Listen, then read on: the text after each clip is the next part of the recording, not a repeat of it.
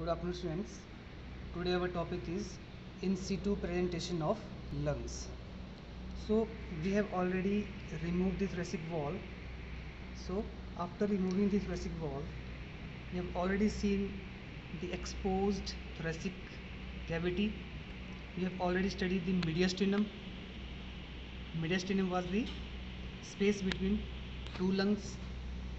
So today our topic is only in situ presentation of lungs.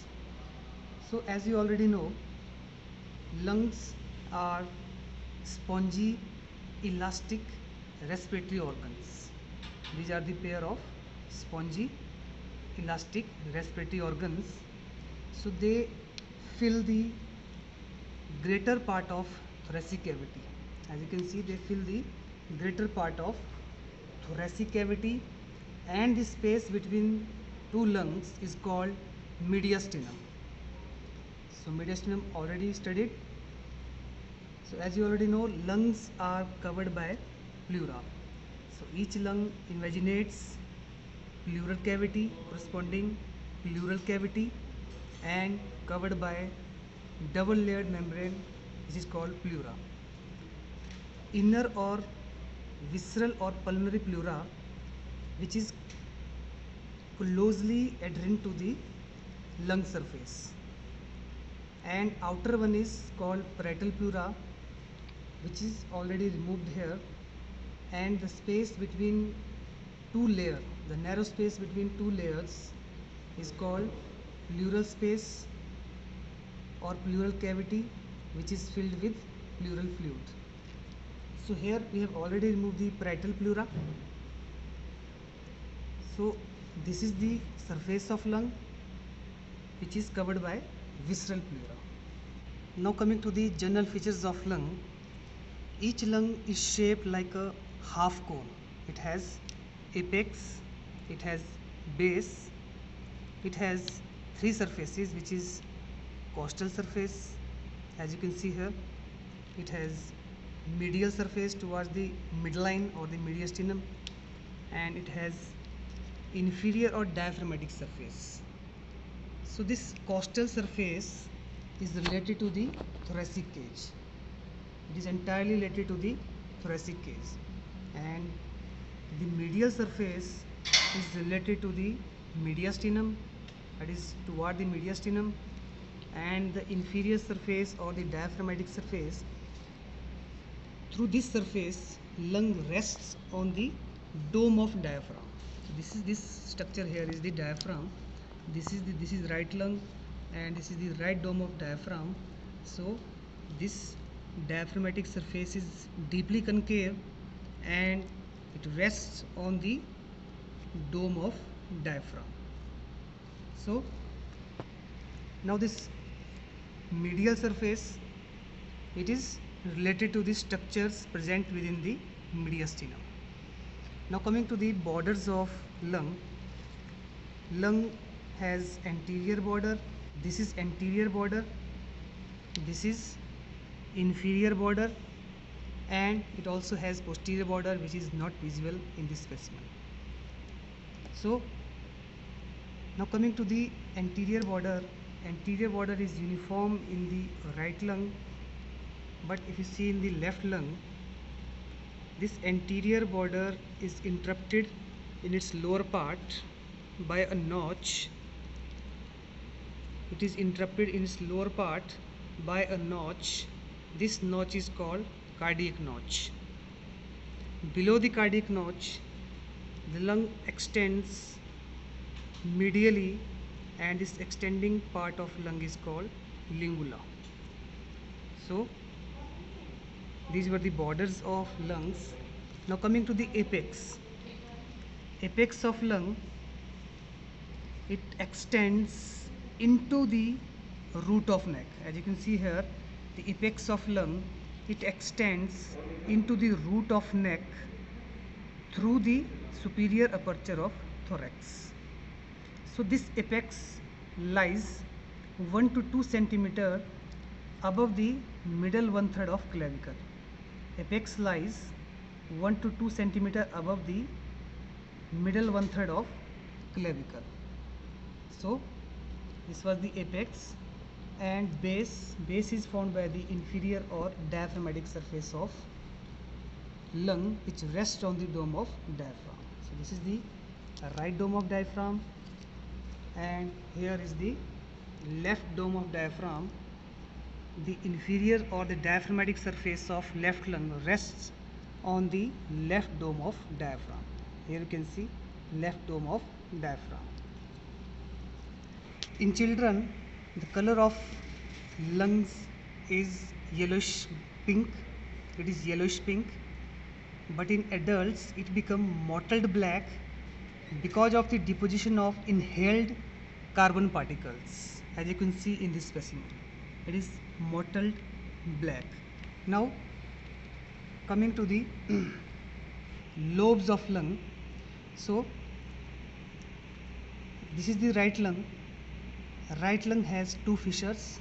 One is oblique fissure and other is horizontal fissure. Usually this horizontal fissure is complete, but in this specimen it is incomplete. So rarely, sometimes it may be incomplete, as you can see here. So oblique fissure, horizontal fissure. So it has three lobes: superior, middle and inferior lobe. Now coming to the left lung, it has only one fissure, which is oblique fissure. This is the oblique fissure of left lung. So it has superior lobe and inferior lobe. So these were the lobes of right and left lung. Now coming to the very important relations of lungs, in situ relations of lung. Now first of all, coming to the costal surface, as I already told you, the costal surface is related to the rib cage and intercostal muscles. Now coming to the medial surface of lungs are related to the structure present within the mediastinum. This is the right lung. As you can see, the main content of mediastinum or the middle mediastinum is heart and pericardium. Heart is related to the right lung as well as left lung. The part of heart related to the right lung is right atrium. So right atrium is related to the right lung, whereas left ventricle is related to the left lung.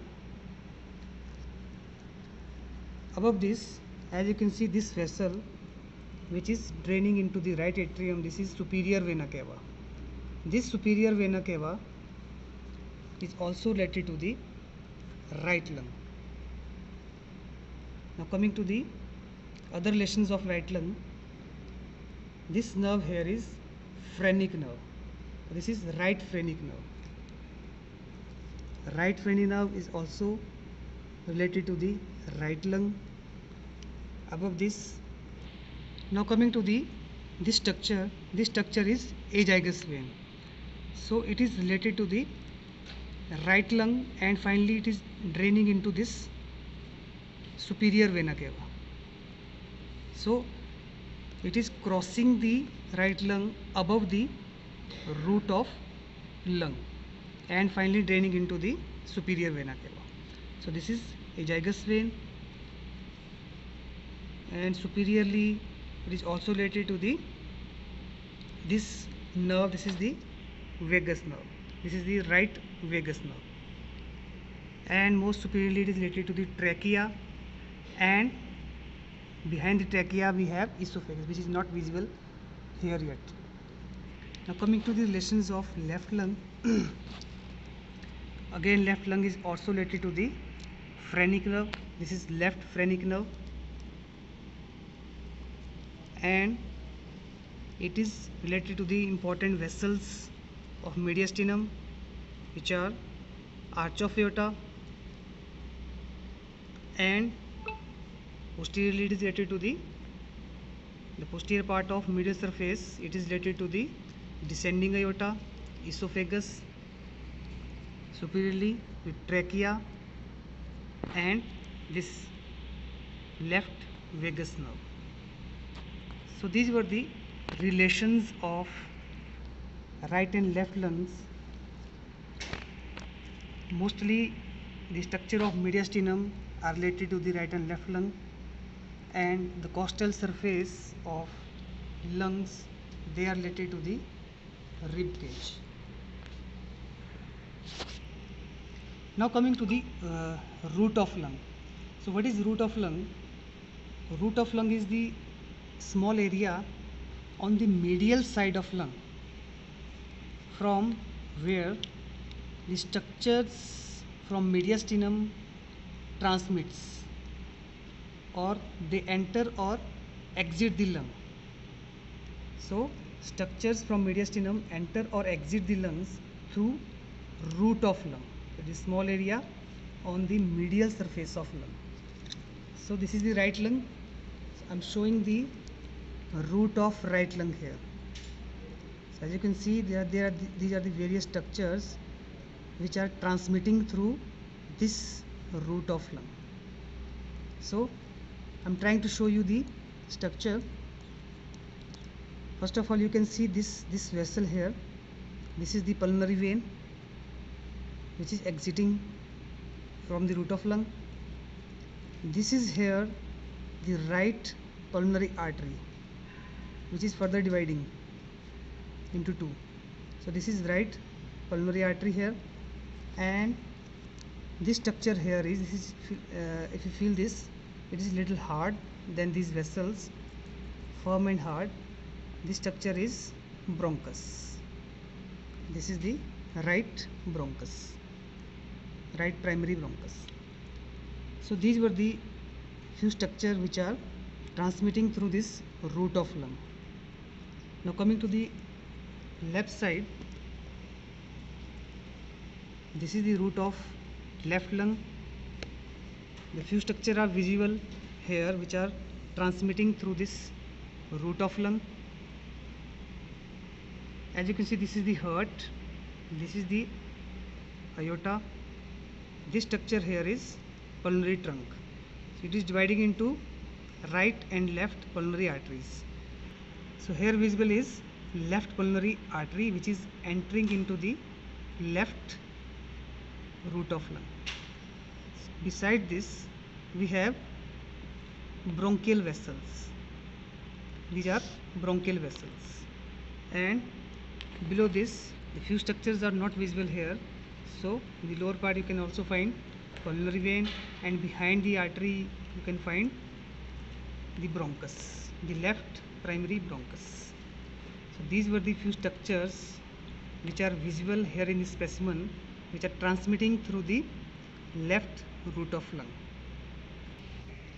So this is all about the in situ presentation of lung. Rest of the features of lungs we will discuss after the removal of lungs. So this is all about today's topic. Thank you so much.